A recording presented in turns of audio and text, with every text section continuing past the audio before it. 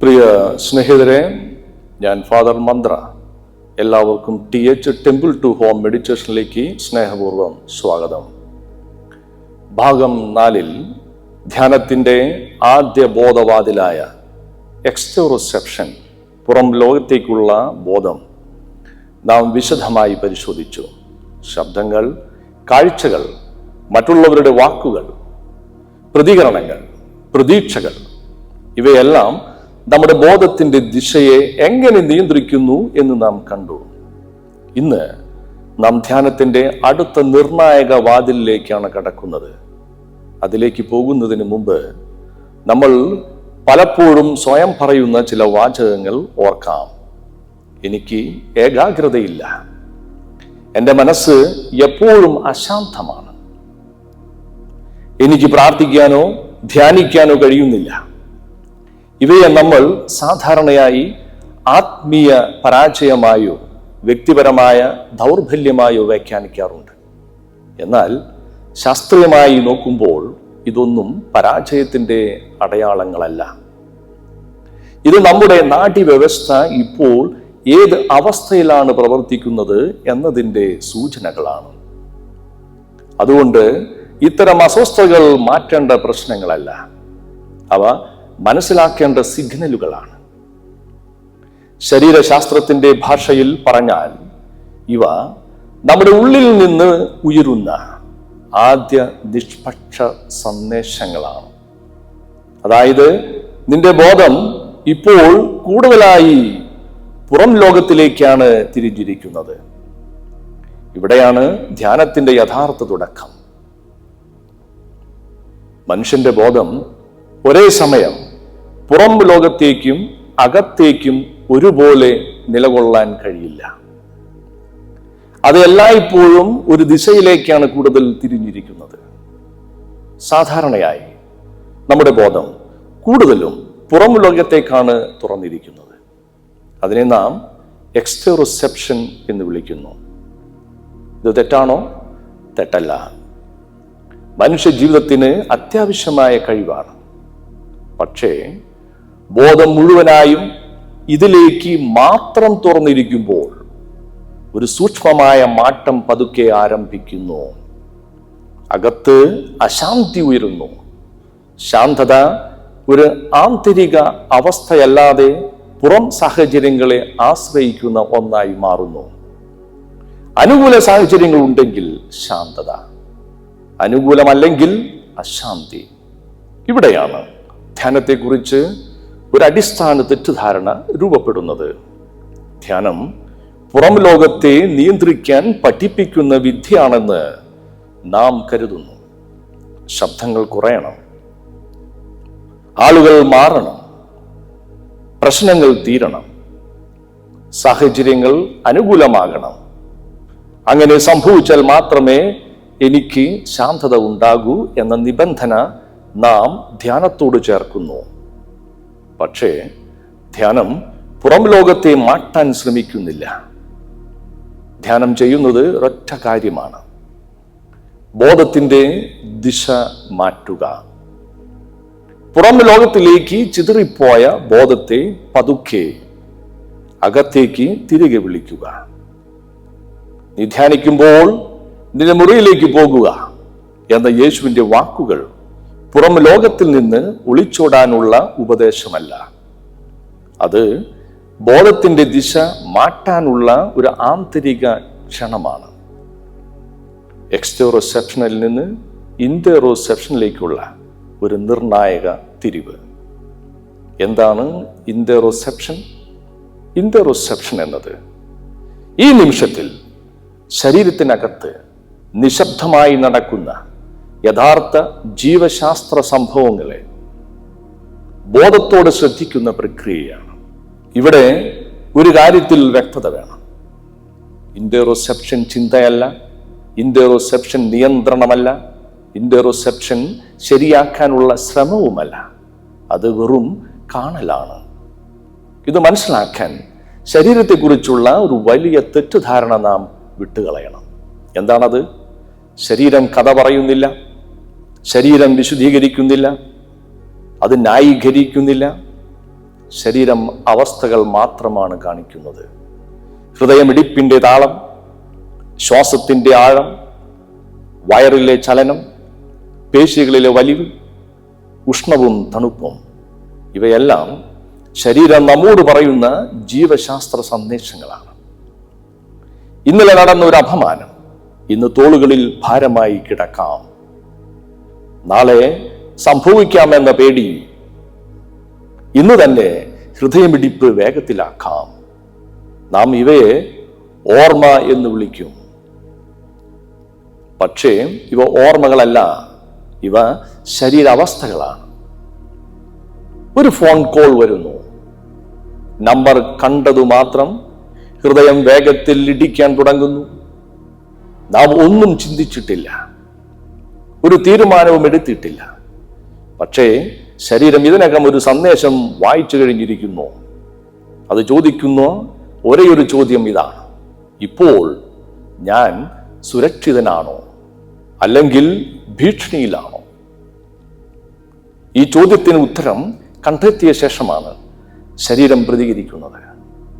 സുരക്ഷ അനുഭവപ്പെടുമ്പോൾ ശ്വാസം ആഴപ്പെടുന്നു, ഹൃദയമിടിപ്പ് ശാന്തമാകുന്നു, പേശികൾ വിട്ടുകൊടുക്കുന്നു. ഭീഷണി അനുഭവപ്പെടുമ്പോൾ ഹൃദയം വേഗത്തിൽ ഇടിക്കുന്നു, ശ്വാസം ചുരുങ്ങുന്നു, വയറ്റിൽ പിടിപ്പ് തോന്നുന്നു. ഇത് അനുസരണക്കേടല്ല, ഇത് സ്വഭാവദോഷമല്ല, ഇത് ശരീരത്തിന്റെ സത്യസന്ധ പ്രതികരണങ്ങളാണ്. സ്നേഹിതരെ, ഇന്ററോസെപ്ഷൻ വഴി നാം ഈ പ്രതികരണങ്ങളെ മാറ്റാൻ ശ്രമിക്കുന്നില്ല. നാം ഇവയെ നിയന്ത്രിക്കുന്നില്ല, ശരിയാക്കുന്നില്ല, അടിച്ചമർത്തുന്നില്ല.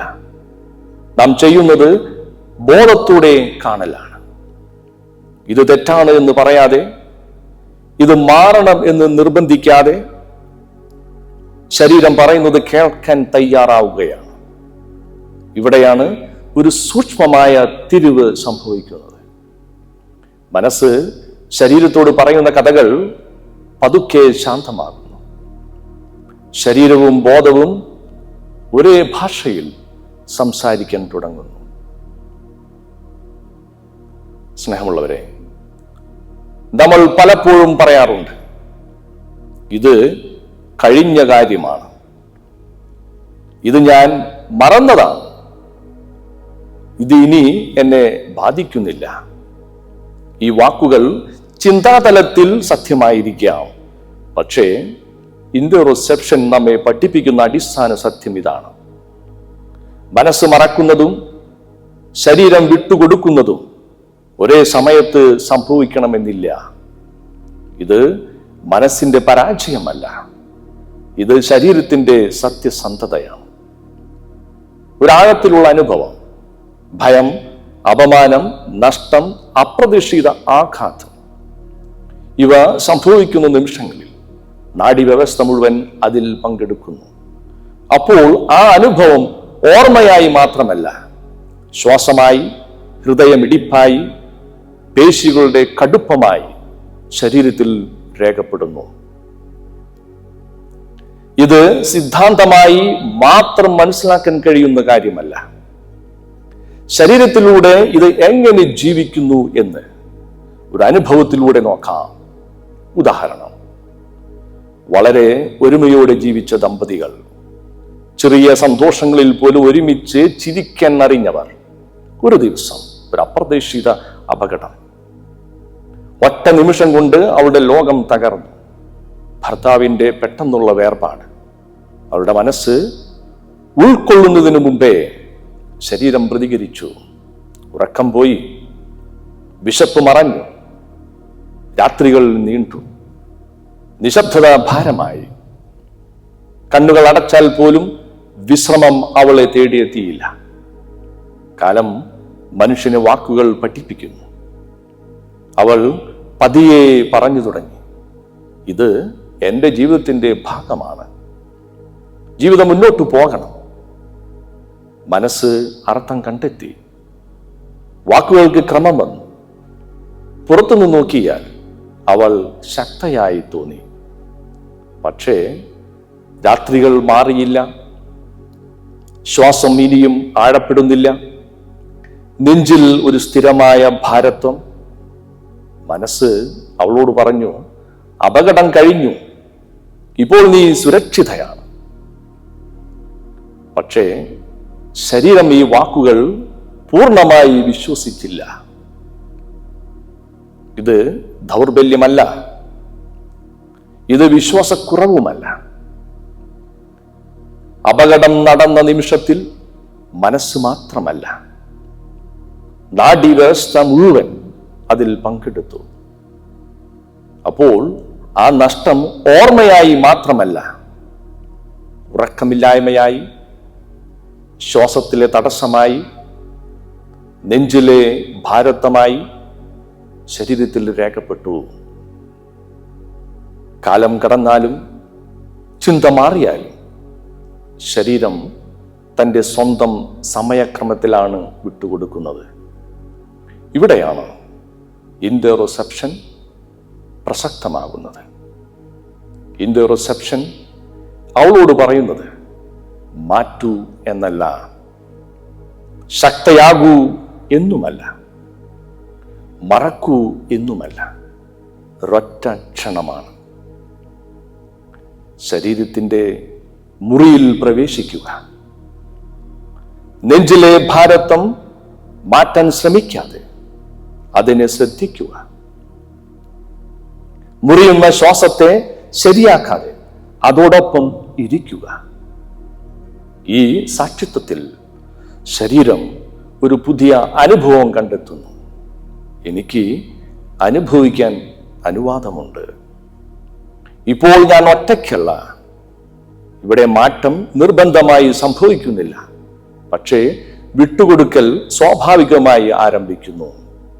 ഒരു ദിവസം ശ്വാസം ആഴപ്പെടും, ഉറക്കം മടങ്ങി വരും, ശരീരം സ്വയം ശാന്തമാകും. ഇതാണ് ഇൻറ്ററോസെപ്ഷൻ. സ്നേഹമുള്ളവരെ, ഇന്ന് നാം പഠിച്ച പാഠങ്ങൾ നമ്മളോട് പറയുന്നത് ഇതാണ്. നമ്മൾ എപ്പോഴും പുറത്തെ ലോകത്തിൽ മുഴുകിയിരിക്കുമ്പോൾ, ബോധം മുഴുവനായും പുറത്തേക്ക് തുറന്നിരിക്കുമ്പോൾ എക്സ്റ്ററോസെപ്ഷനാണ് പ്രധാനമായി പ്രവർത്തിക്കുന്നത്. ശബ്ദം, കാഴ്ച, ചലനം തുടങ്ങിയ പുറം ഉത്തേജനങ്ങളിലേക്കാണ് ശ്രദ്ധ മുഴുവൻ തിരിയുന്നത്. അപ്പോൾ ഇൻറ്ററോസെപ്ഷൻ, അതായത് ശരീരത്തിനുള്ളിലെ സന്ദേശങ്ങളെയും അകത്ത് നടക്കുന്ന ജീവശാസ്ത്ര സംഭവങ്ങളെയും മനസ്സ് ബോധപൂർവം അനുഭവിക്കുന്ന ശേഷി പതുക്കെ മങ്ങിത്തുടങ്ങുന്നു. ഇൻറ്ററോസെപ്ഷൻ ദുർബലമായാൽ ശരീരാനുഭവത്തിൽ 3 പ്രധാന മാറ്റങ്ങൾ സംഭവിക്കാം. ഒന്ന്, ശ്വാസബോധം മങ്ങുന്നു. ശ്വാസം നിൽക്കുന്നതല്ല, പക്ഷെ ശ്വാസത്തെ അറിയുന്ന ബോധമാണ് മങ്ങുന്നത്. ഞാൻ ശ്വസിക്കുന്നു എന്ന നേരിട്ടുള്ള അനുഭവം ഉണ്ടാകില്ല. ഇത് പലരും പറയുന്ന അനുഭവമാണ്. ഞാൻ ശ്വസിക്കുന്നുണ്ടോ ഇല്ലയോ എന്ന് തന്നെ തോന്നുന്നില്ല. 2, ശരീരം അന്യമായി തോന്നുന്നു. ഇൻറ്ററോസെപ്ഷൻ മങ്ങുമ്പോൾ ശരീരം ജീവിച്ച അനുഭവമായി തോന്നാതെ പോകുന്നു. കൈകൾ, നെഞ്ച്, വയർ, ശരീരം മുഴുവൻ ഇതെല്ലാം എന്റേതാണോ എന്നൊരു അകലം അനുഭവപ്പെടുന്നു. ശരീരം അകത്തുനിന്ന് അനുഭവിക്കുന്ന ഒന്നായി അല്ലാതെ പുറത്തുനിന്ന് നോക്കുന്ന ഒരു വസ്തുവായി തോന്നി തുടങ്ങും. ഇതാണ് ചിലർ പറയുന്ന അവസ്ഥ. ഞാൻ ശരീരത്തിനുള്ളിൽ ഇല്ലെന്ന് തോന്നുന്നു. 3, ശരീരം ഒരു തടസ്സം പോലെ അനുഭവപ്പെടുന്നു. ഇൻറ്ററോസെപ്ഷൻ മങ്ങുമ്പോൾ ശരീരം സഹായിയായി തോന്നുന്നില്ല. പ്രാർത്ഥിക്കാനോ ധ്യാനിക്കാനോ വരുമ്പോൾ കാലുവേദന തടസ്സമായി തോന്നും. ഇരിപ്പ് അസഹ്യമായി അനുഭവപ്പെടും. ശരീരം ശ്രദ്ധ തെറ്റിക്കുന്ന കാരണമെന്ന് തോന്നും. പക്ഷേ യാഥാർത്ഥ്യം ഇതാണ്: പ്രശ്നം ശരീരമല്ല, പ്രശ്നം ശ്വാസമല്ല, പ്രശ്നം ഇൻറ്ററോസെപ്റ്റീവ് ബോധം മങ്ങിപ്പോയതാണ്. ബോധം പുറത്തെ ലോകത്തിലേക്ക് മാത്രം തുറന്നിരിക്കുമ്പോൾ ശരീരം ഭാരം പോലെ തോന്നും. ബോധം വീണ്ടും അകത്തേക്ക് മടങ്ങുമ്പോൾ അതേ ശരീരം ആധാരമാകും, സഹായമാകും, ധ്യാനത്തിൻ്റെ മുറിയാകും. പ്രിയ സഹോദരങ്ങളെ, ധ്യാനം എന്നത് ശ്രദ്ധയുടെ ദിശ മാറ്റലാണ്. യേശു പറഞ്ഞതുപോലെ നിന്റെ മുറിയിൽ കടക്കുക. ഈ മുറി ഒരു സ്ഥലമല്ല, ഇത് നമ്മുടെ ശരീരമാണ്. ഇത് എക്സ്റ്റെറോസെപ്ഷനിൽ നിന്ന് ഇൻഡെറോസെപ്ഷനിലേക്കുള്ള ഒരു തിരിച്ചുവരവാണ്. അല്പസമയം നമ്മുടെ ശരീരത്തിനുള്ളിലെ ജീവശാസ്ത്ര സത്യങ്ങളെ കാണാനും കേൾക്കാനും അനുഭവിക്കാനും നമ്മുടെ പുറത്തെ തുറന്നിരിക്കുന്ന കണ്ണുകൾ പതുക്കെ അടയ്ക്കാം. ഇപ്പോൾ നമ്മുടെ ശ്രദ്ധ ശരീരത്തിലേക്ക് കൊണ്ടുവരാം. ശരീരത്തോട് ഒരേ ഒരു കാര്യം മാത്രം പറയാം: ഇപ്പോൾ ഞാൻ ഇവിടെ തന്നെയുണ്ട്. ഇപ്പോൾ ശരീരം എന്താണ് അനുഭവിക്കുന്നത് എന്ന് ശ്രദ്ധിക്കാം. ശരീരത്തിൽ എവിടെയെങ്കിലും ഭാരമോ അസ്വസ്ഥതകളോ ഉണ്ടോ എന്ന് കാണാം. ഒന്നും മാറ്റാൻ ശ്രമിക്കേണ്ട, ശരിയാക്കേണ്ട, അർത്ഥം കണ്ടെത്തേണ്ട, ശ്രദ്ധിക്കുക മാത്രം.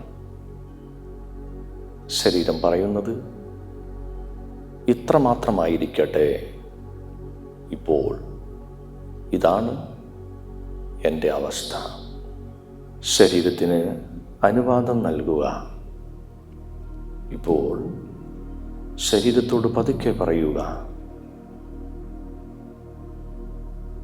എനിക്ക് ഇങ്ങനെ അനുഭവിക്കാൻ അനുവാദമുണ്ട്. ഇത് തെറ്റല്ല. ഞാൻ ഒറ്റയ്ക്കല്ല. മാറ്റം സംഭവിക്കണമെന്നില്ല. ശാന്തി വരണമെന്നില്ല. അതൊരു പ്രശ്നമല്ല.